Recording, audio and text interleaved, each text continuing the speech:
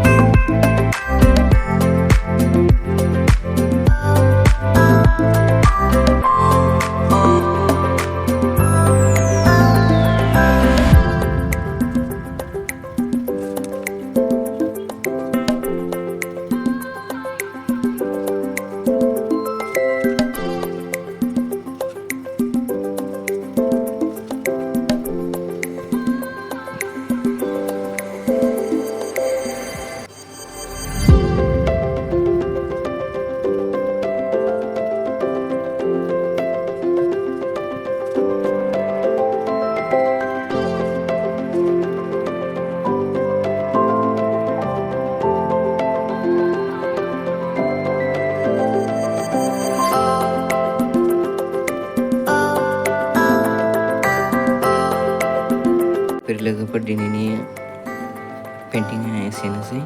लोगोफोर नोंथांमोनहा नुनानै माबायदि मोन्दों आंनि कमेन्टआव खिन्थाहरबानो जाबाय, आरो हानाय माने लाइक, साबस्क्राइब आरो शेयार खालाम आरो कमेन्ट खालाम प्लिज लोगोफोर आरो सार आब' आदामोन।